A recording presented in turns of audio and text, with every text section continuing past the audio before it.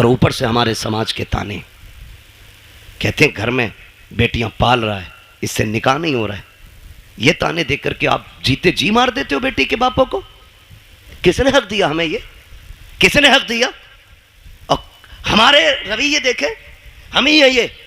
आज जो बेटियों को फांसियां लग रही हैं ना, ये आरएसएस वाले नहीं लगा रहे। खुदा की कसम हमारी बहुओं को हम ही जहर दे के मार देते। क्या रवैया हमारा ये? कौन सा तरीका ये? कब बदलेंगे हम? एक बाप बेटी का रिश्ता करने के लिए 3-3 बार 10-10 हजार का कर्जा लेके देखने वालों का पेट भराता है, और ये नाक तक खा के जाके कहते हैं बेटी पसंद नहीं आई हमें। वो बेगैरत जब पसंद नहीं थी तो गरीब बाप का खर्चा क्यों कराया? मर जाता ना खाता तो। समाज की मुश्किलों को आसान करो, यही 12वीं वाले का पैगाम है, यही 12वीं वाले का पैगाम है। लेकिन बढ़ाते जा रहे हैं, बढ़ाते जा रहे हैं। खत्म करें ये रस्म साहिब, खत्म करें। चौक में, मंडी में, रोड पे जहेज रखा जाता है, उस वक्त तक गाड़ी में नहीं भरा जाएगा जब तक पूरे बस्ती को नुमाइश नहीं करा दी जाएगी। दिल पे हाथ रख के बता, आज मेरी बेटी है, कल तेरे आगे भी बेटी होगी। आज मैं चौक में रख के जहेज दिखा रहा हूँ, दुनिया के सामने ला के रख देता हूँ, लोग तमाशाई बन के देखते हैं।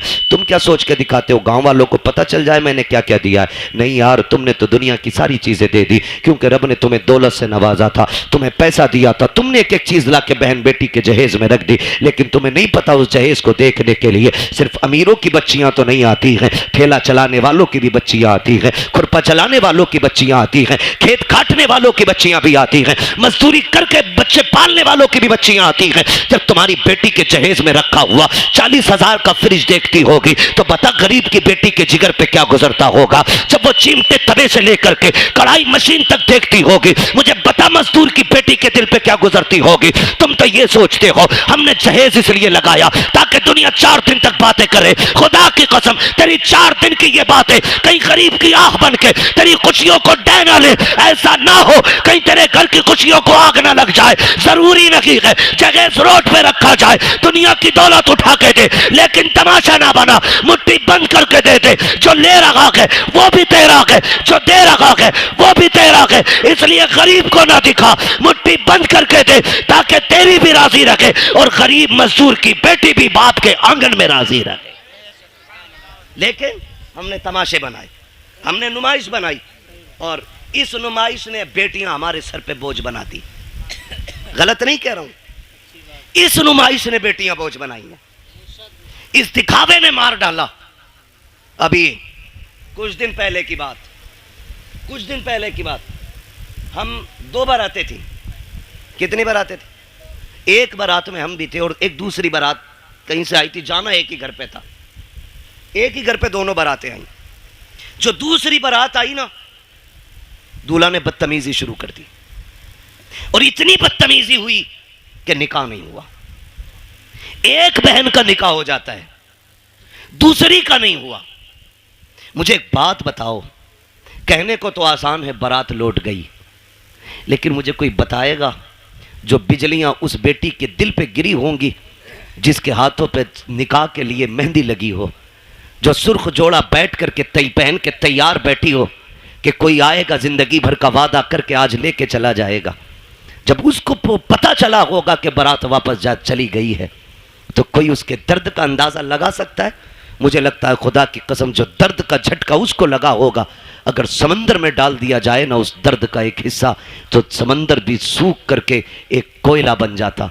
मगर मेरी कौम, हमने अभी तमाशे बंद नहीं किए हैं, अभी हमें गैरत नहीं चढ़ रही है। बदलें ये रवैये, निकाह इतने आसान कर दो कि बेटियां रोए ना, कलमा पढ़े और कहे एहसान रब का हुजूर की उम्मत में पैदा किया गया है। इतने आसान निकाह कर दो, इतना आसान कर दो निकाह। अल्लाह आपको सलामत रखे। मेरे भाई, ये मुश्किलें जो आई हैं ना बेटियों पे, इसे ख़त्म करने की कोशिश करेंगे इंशाल्लाह, करेंगे इंशाल्लाह।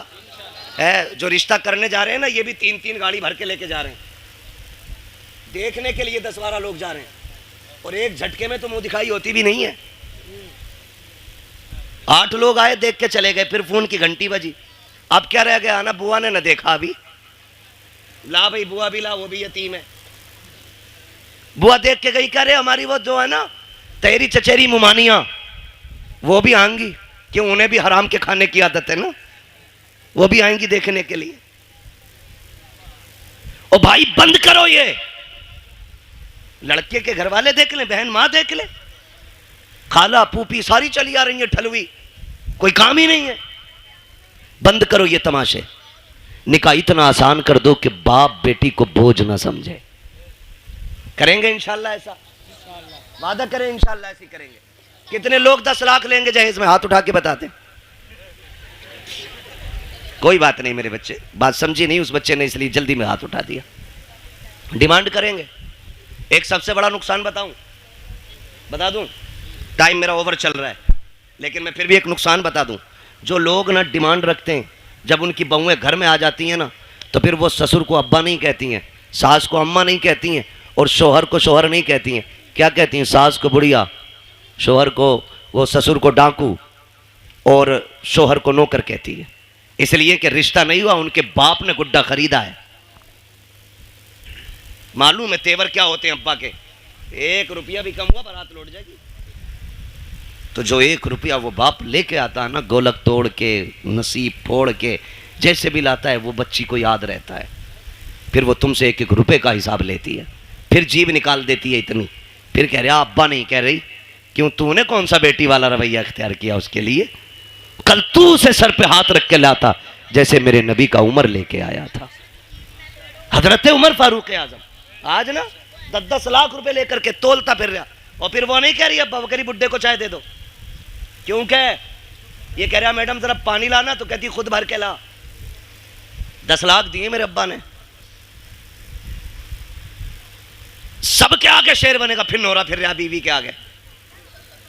ये 10 लाख की मार है जो लंगूर बना दिया इसकी शिकल को। ऐसे रिश्ते नहीं होते। हजरत उमर फारूक आजम है, रात को टहल रहे हैं अपनी मिल्कियत में, और ये देख रहे हैं कोई गरीब परेशान तो नहीं है, ये सोच करके टहल रहे हैं ताकि कोई दुखी ना हो। जब एक गली से गुजरे ना, तो एक घर से, बेटे, एक घर से आवाज आ रही थी, बेटी दूध में पानी मिला दे। बच्ची ने कहा अम्मा उमर का दौर है। अम्मा ने कहा क्या हो गया, उमर थोड़ी देख रहे। कहा अम्मा उमर तो नहीं देख रहा, लेकिन उमर का खुदा देख रहा है। उमर का खुदा देख रहा है, लगा दे पानी दूध में। उसने कहा नहीं, मैं अपने रब के सामने चोरी नहीं कर सकती। हजरत उमर ने सुना, घर आ गए, गुलाम को भेजा, सुबह पता करो कौन है ये लोग। पता चला बेवा है, एक उसकी यतीम बच्ची है। अपनी बीवी से कहा मेरी शरीक है याद। कहा क्या? कहा तुम पूछ रही थी ना बेटे का रिश्ता किधर करना है, लड़की ढूंढो। कहा रात लड़की मिल गई है। कहा कहाँ है? कहा एक बेवा की बच्ची है, यतीम है। कहा रिश्ता वहाँ करेंगे? कहा हाँ। कहा कौन जाएगा? कहा तुम जाओगी।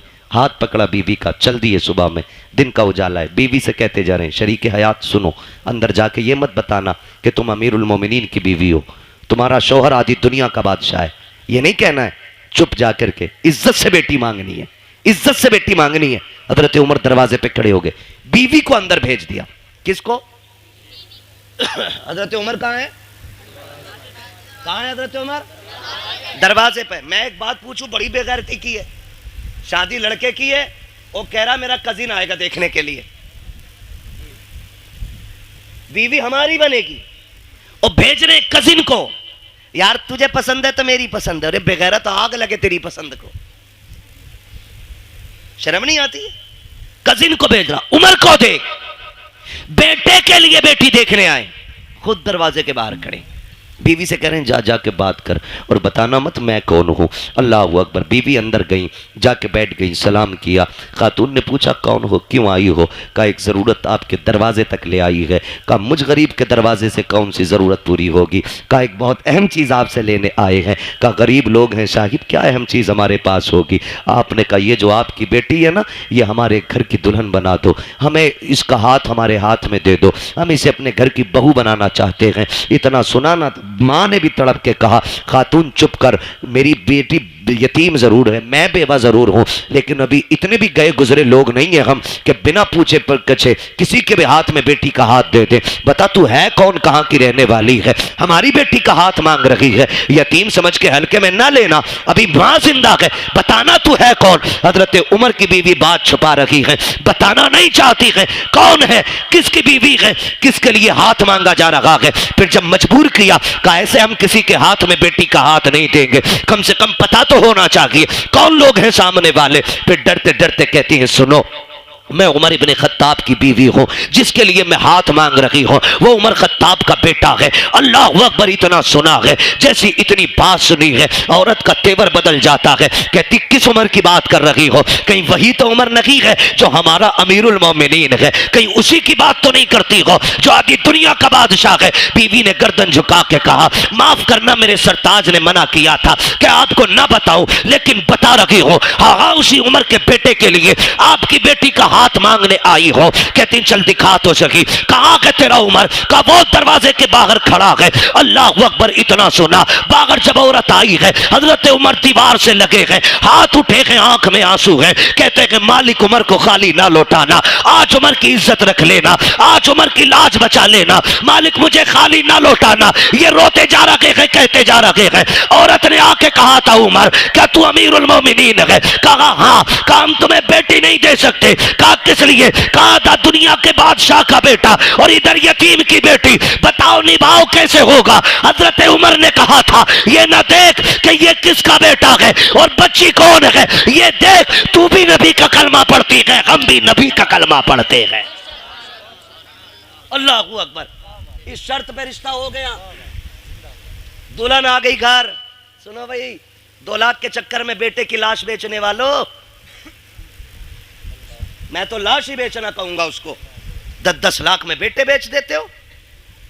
सुनो, दावे के साथ कहता हूं, ये बेटे वाले जो 10 लाख बेटी ब्याहने के लेते हैं ना, अगर बेटियां कीमत लिया करती तो ये आधे बच्चे कुआरे मार देते। एक बेटे के लिए बहू खरीद के नहीं लाता ये खुदसट बाप।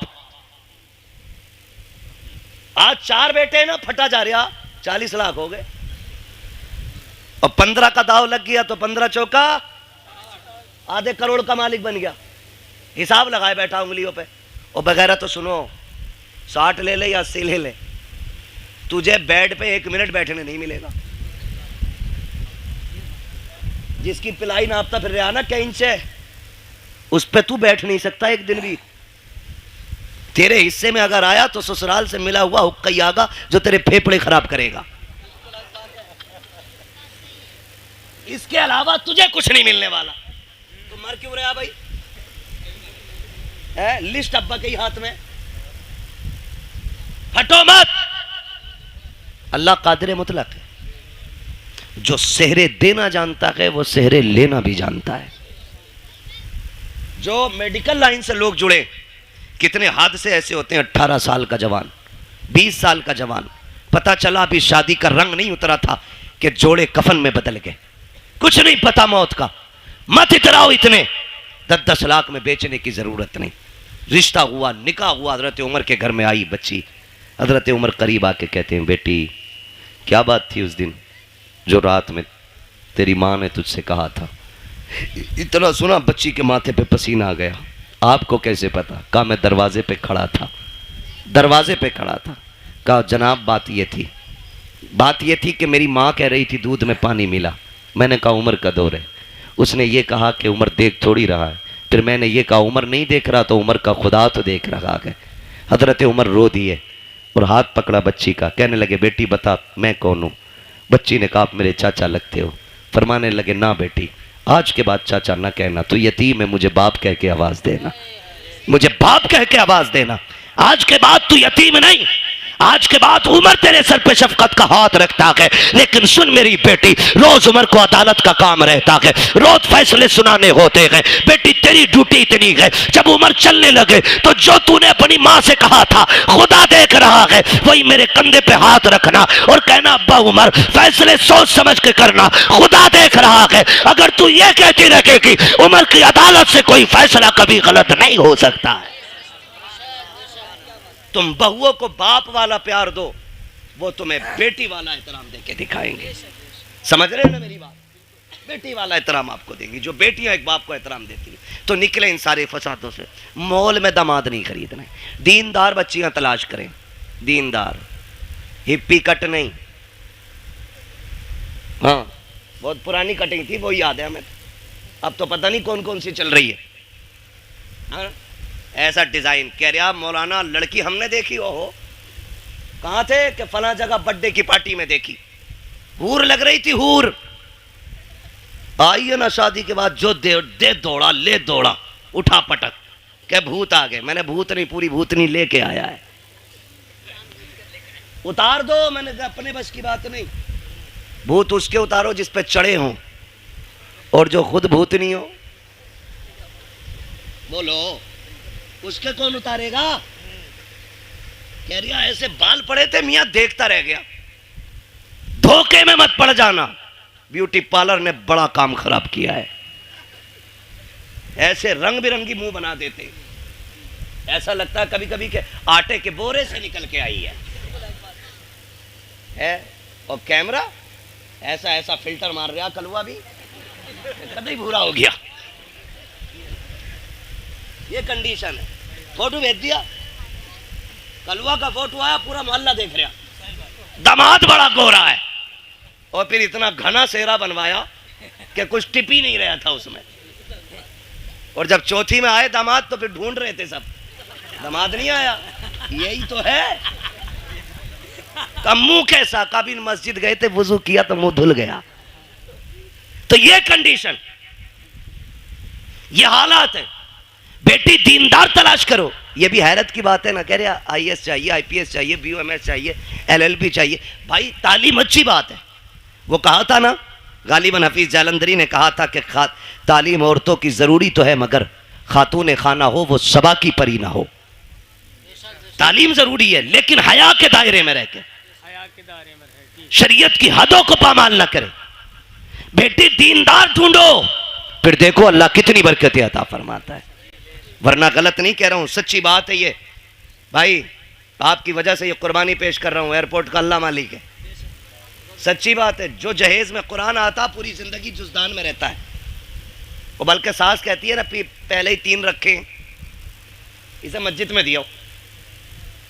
टीवी अपने कमरे में, एलसीडी अपने कमरे में, एलईडी अपने कमरे में, फ्रिज संभाल के रखिए टूट ना जाए, वॉशिंग मशीन स्क्रैच ना जाए। बुढ़िया खड़े होकर ऑर्डर जारी कर रही है। आया ना कुरान, कहती लल्ला इसमें क्या, इसमें क्या? कि अम्मा कुरान है। ए लल्ला 4 तो पहले से घर में रखे थे, ये भी ले आए, इसे मस्जिद पहुंचा दो। अगर ये कंडीशन घरों की हो जाए ना, फिर पूछना मत कयामत कब आ रही है। समझ लेना कयामत तुम्हारे दरवाजे पे आके खड़ी हो गई है, क्योंकि तुम्हारे घर में टीवी और फ्रिज रखने के लिए जगह है और रब का कुरान रखने के लिए जगह नहीं है। सोचना और फैसला करना। गलत नहीं कह रहा हूं। पढ़े क्यों? क्योंकि हमने बेटी को पढ़ाना जरूरी नहीं, बेटी को कुरान देना जरूरी समझा है। जहेज में होना चाहिए, चाहे उसे नमाज आती हो कि नहीं आती है। बाप अच्छा वो नहीं जो सोने की पेटी में रख के मुझको अंबर से लिखा हुआ कुरान बेटी को दे। बाप वो बेहतर है जो जहेज में कुरान दे ना दे, बेटी के सीने में कुरान दे दे, इसलिए कि वो जहां जाएगी वहां जाकर के कुरान पढ़ेगी। लेके आओ कुरान वाली बेटी, फजर में उठ के मुसल्ला बिछाएगी, नमाज से फारिग होकर कुरान पढ़ेगी, रब की तस्बीह बयान करने के बाद शौहर की खिदमत करेगी, सास ससुर की खिदमत करेगी। फिर तुम देखना इन्हीं घरों के अंदर तुम्हें जन्नत के नक्शे नजर आएंगे। वरना याद रखना, ले आओ जितनी चाहे पढ़ी लिखी, जब तक शरीयत नहीं होगी उस वक्त तक घर में जन्नत रखी होगी। मैंने पहले कहा था, घर कभी भी दौलत से नहीं, मदीने वाले की सुन्नत से चला करते। आप बच्चियों को कुछ पढ़ाएं या ना पढ़ाएं, लेकिन कुरान पढ़ाएं। मेरे ख्याल से आपके इलाके में भी इदारा है ना, हमारे नवाब भाई ने बताया था, मुझे याद आ रहा है, काफी पहले बताया था कि ये समूदिया में बच्चियों का इदारा कायम कर रहे हैं। वो मेरे ख्याल से कायम कर दिया है, माशाल्लाह। लिंटर की तैयारी है। ये इदारे हमारे जिम्मेदारियां हैं हमारी। इन्हीं इदारों के जरिए इंशाअल्लाह हमारी बेटियां कनीज़े फातिमा ज़हरा बनेंगी, कनीज़े फातिमा ज़हरा बनेंगी। इन इदारों के जरिए बेटियां। मैं आपको एक बात बता दूं, बेटे बुरा ना माने, क्योंकि मैं भी अपने अब्बा का बेटा हूं। कोई ये ना समझे कि बेटों को बड़ा खुल के बुरा कह रहा है, ये सच्ची बात है। बेटे को ना कितने कुरान पढ़ा लो, वो जब भी पढ़ेगा ना हस्बे ज़रूरत पढ़ेगा और बंद करके यूं रख देगा। लेकिन अगर आपने बेटी को कुरान पढ़ाया है ना, वो जब भी कुरान पढ़ेगी ना, उसे कुरान के सफ़ात में बाप का चेहरा दिखाई देगा। बाप का इंतकाल हुए अगर 15 साल भी बीत गए होंगे ना, तो वो 15 साल के बाद कुरान बंद करके हाथ उठा के कहेगी, अल्लाह जो आयतें, जो रुकू, जो पारे, जो मैंने लाइनें पढ़ी है ना, इसका सवाब मेरे बूढ़े बाप की कब्र में अता फरमा दे। खुदा की कसम, ये बेटियां इतनी खैरत वाली होती हैं, जो भी तुम इन पे एहसान कर दो ये सर पे नहीं रखती हैं, ये एहसान का बदला दिया करती हैं, बदला दिया करती हैं। इसलिए बेटियों को पढ़ाओ। आज ना सबसे ज़्यादा बड़ा निशाना हमारे इदारे, हमारी मस्जिदें, हमारी खानकाहें, हमारे जलसे सिर्फ इसलिए है कि इनसे इस्लाम का परचम हिंदुस्तान में बुलंद है। दुनिया मिटाने पे लगी है, कागज चेक करते हैं, रजिस्ट्रेशन में कमी हो, बैनामे में कमी हो, बिल्डोजर जाके चला दें। इतनी मजबूती से काम करो कि दुश्मनों के दांत कट्टे हो जाएं और तुम्हारी की हुई मेहनत ये बताए यही है आरज़ू तालीम कुरान हो जाए, हर एक परचम से ऊंचा परचम इस्लाम हो जाए। इतनी जम के मेहनत हमें करनी है और हम अपनी कौम को इदारे देंगे, तालीम के मरकज देंगे। लिंटर पढ़ा के नहीं? अभी नहीं पढ़ा ना, तो उम्मीद है इंशाल्लाह आप लोगों का साथ रहेगा इंशाल्लाह। बोले जोर से इंशाल्लाह। हाँ, वरना याद रखना, वही नेकी है जो अपने हाथ से कर जाओ, वही नेकी है जो अपने हाथ से कर जाओ। हम जो कमाते हैं ना, वो अपने लिए नहीं, दूसरों के लिए कमाते हैं। हम तो कुछ दिन उस दौलत पे चौकीदार बन के रहते, मरेंगे लल्ला मौज करेगा। अपने हाथ से कर जाओ। किसी के बेटे ने बाप के नाम पे सोने के सिक्के नहीं दिए मस्जिद में। हमने अमीरों के बेटे भी देखे, गरीबों के भी देखे, जबकि गरीब बाप का बेटा जिसे दौलत नहीं, बाप विरसे में कुरान दे के गया था, कम से कम वो कब्र पे जाके कुरान तो पढ़ के सुना देता है। लेकिन अमीर के बच्चे को उतनी भी फुर्सत नहीं कि वो जाके बाप की कब्र पे कुरान भी पढ़ सके। ओ मेरे भाई, अपने जीते जीतने काम कर जाओ। कब्रिस्तान जाते हो? सर हिलाओ भाई। जाते हो कुरान कब्रिस्तान? माशाल्लाह, जो लोग समझ गए उन्होंने हाथ उठा दी, समझदार हो गए ना। अल्लाह सबको सलामत रखे। और फिर फरीदपुर के लोग समझदार ना होते तो जलसा ही क्यों करते? सबसे बड़ी पहचान समझदारी की तो हुजूर की मिलाद सजाना है ना। तवज्जो है ना? कब्रिस्तान जाते, कब्रें सारी सलामत हैं, कुछ बैठ भी गई हैं, कुछ बैठी भी होंगी और कुछ कब्रों के निशान भी खत्म हो गए होंगे, मिट्टी डाल के बराबर भी कर दी गई होंगी, कुछ में निशान भी बनाए गए होंगे। लेकिन कई कब्रें ऐसी होंगी जिनका पता ही नहीं होगा ये किसकी है। किसी सफेद बालों वाले को लेके जाना, अब्बा ये किसकी कब्र है? वो कहेंगे मैंने भी नहीं देखा मरते हुए, मेरे अब्बा ने बताया था कि यहाँ हमारे गांव के सबसे बड़े जमींदार दफन हुए थे। ये वो थे जो 500 एकड़ के मालिक थे। आज जाके देखो ना, हजारों बीघों का मालिक इंच भर जमीन में सिमट के रह गया है, हड्डियां गल गई हैं, कोई फाथा पढ़ने वाला भी नहीं है। फूल डालने की तो बड़ी बात यार, लोग कब्र पे मिट्टी डालने भी नहीं आते हैं, तख्ते गले सड़े दिखते रहते हैं, कफन के धागे नजर आते हैं, कोई छुपाने वाला भी नहीं होता। तो तुम्हें क्या लगता है कि हमारी औलाद हमारी कब्र पे बैठ करके रोज कुरान पढ़ा करेगी? रोज हमारी कब्र पे बैठ करके फकीरों के नाम पे लंगर लुटाया जाएगा? कभी नहीं, कोई नहीं। अगर आज हमें महीनों में टाइम मिलता है, हमारे बच्चों को 6 महीने में भी टाइम नहीं मिलेगा। हम 6 महीने में जाते हैं, हमारे बच्चे साल भर में भी नहीं जाएंगे। ऐसे काम कर जाओ, कोई जाए या ना जाए, कोई हाथ उठाए या ना उठाए, तुम्हारी कब्र में रहमतों के झोंके आते रहे, खुदा की तरफ से बरकतें आते रहे। आप कहेंगे कैसे? तो सुनो, जो मदरसे चल रहे हैं, इदारे बन रहे हैं, उनका जाके ताउन कर दो, बीमा कर लो पहले का 50,000 मेरी तरफ से ले, इसकी छत बना दे। खुदा की कसम, जब मर जाओगे और जब तक ये मदरसा चलता रहेगा, कोई हाथ उठा के दुआ करे ना करे, कोई कब्र पे आए क्या ना आए, जितने देर तक इसके नीचे बैठ करके कुरान पढ़ा जाता रहेगा, अल्लाह सवाब की खिड़की ना तेरी कब्र में बराबर खोल के रखेगा। इसलिए ऐसे काम करके जाना, ऐसे काम कर जाने हैं, अपने इदारे मजबूत करें। इसमें आम के आम है, गुठलियों के दाम है। गुठलियों के दाम ऐसे हैं कि हमें जन्नत मिलेगी, नेक काम है। और आम के आम ऐसे हैं, हमारी ही बेटियां यहां से पढ़ के कनीज़े फातिमा ज़हरा बनेंगी। हाँ, वो सबसे ज्यादा जरूरी है हम अपनी बच्चियों पे ध्यान दें। वक्त होता है इंशाअल्लाह तो मैं बात करता, अभी मैंने सिर्फ एक टॉपिक पे बात की है।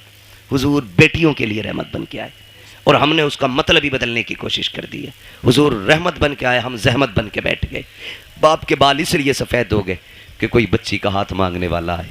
ओ यार, ऐसे हो जाओ कि कोई बोझ बेटी को अपने ऊपर महसूस न करे, बल्कि बेटी को फूल समझ के पाले। आप भी जाओ, जन्नत सभी को चाहिए, सब चाहेंगे मुझे जन्नत चाहिए। एक आसान नुस्खा है, तलाश करो ऐसे रिश्ते जहां बाप बेटी को रुखसत करने पे मजबूर हो लेकिन हालात ना हो। अल्लाह ने तुम्हें खरीदने के बर्तनों का भी पैसा दिया हो, लेटने की चारपाई भी दी हो, चलने के लिए गाड़ी भी दी हो, रहने के लिए छत भी दी हो ना, वहाँ खाली हाथ जाके किसी गरीब की बेटी के घर की आबरू बन जा और उसे अपने घर की जीनत बना के ले आ। खुदा की कसम, यहाँ उसकी गुर्बत पे तू पर्दा डाल ले, कब्र में मदीने वाले तेरे गुनाहों पे पर्दा डालने आ जाएंगे। ये सबसे आसान तरीका है जन्नत में जाने का। करेंगे इंशाअल्लाह कोशिश। जहेज तो नहीं मांगेंगे। खास करके अब्बा सुन ले, मोटरसाइकिल पे बैठने नहीं मिलेगा, चाहे बुलेट मांग ले या हवाई जहाज मांग ले। हाँ, अगर बैठ भी गया बाई चांस तो उस वक्त सांस उखड़ रही होगी, तुझे पता ही ना होगा बैठा काय पे, उससे पहले लल्ला बैठा गई नहीं। इसलिए मेरे भाइयों गुजारिश है, बच्चों को टोकन ना समझे, लॉटरी ना समझे, बेटों को खुदा की नेमत समझे। और जब वह दूल्हा बने, शुक्र के सजदे करें, लंबी दुआ की भीख मांगे। खुदा की कसम, नस्ल उसी से जो चलेगी ना, गोद उसकी होगी, आने वाला सलाहुद्दीन अय्यूबी होगा। जरूरी है हम नस्लों को बेहतर करें। मेरे हुजूर आए और सबसे पहला सबक आका ने दिया, इक़रा बिस्मि रब्बिकल्लज़ी खलक़। पढ़ने का हुक्म मेरे नबी ने सबसे पहले दिया। जिस नबी ने सबसे पहले तालीम को आम किया ना, आज उसी की उम्मत सबसे ज्यादा जाहिल है, उजड़ है, गवार है। मैं लाजिम समझता हूं हम अपने बच्चों पे पढ़ाई को इतना लाजिम कर दें जितना पानी हमारे लिए लाजिम है, जितना खाना हमारे लिए लाजिम है। मारेरा शरीफ की एक बोली बड़ी प्यारी लगती है, आधी रोटी खाएंगे बच्चों को, आधी रोटी खाएंगे बच्चों को। अभी सारे नहीं बोल रहे हैं कि बच्चों की कमाई खाएंगे। पढ़ाओगे कि बच्चों की कमाई खाओगे? बोलो। आधी रोटी खाएंगे बच्चों को कतई वो नहीं बोलने जो बच्चों से भी नलाई करवा रहे होंगे। सिर्फ 200 रुपए के लालच में उनके करोड़ों का जीवन बर्बाद करते हैं ऐसे नलायक बाप जो अपने बच्चों को चाहते हुए भी नहीं पढ़ा पाते। मजबूरी एक अलग चीज है, तेरे हाथ पैर है, तू जमीन जोत, गड्ढे खोद, बच्चों को पढ़ा, अल्लाह तुझे खेती करने में भी इबादत का सवाब अता फरमाएगा। करना ये काम तो करेंगे इंशाअल्लाह। पढ़ाएंगे बच्चों को, आधी रोटी खाएंगे, लड्डू ही खा लो या नारे ही लगा लो, मिलने की देर हो रही है, खाने में देर नहीं है ना। बस हो गया भाई, तकरीर मुकम्मल हो गई है, बस मैं आखिरी वादा ले रहा हूं, पढ़ाई की तरफ तवज्जो करेंगे इंशाअल्लाह। सारे वादा करें इंशाअल्लाह। पढ़ाएंगे बच्चों को, आधी रोटी खाएंगे, मिलाद में आएंगे मुंह भर के लड्डू। हाँ, यही मसला सही है।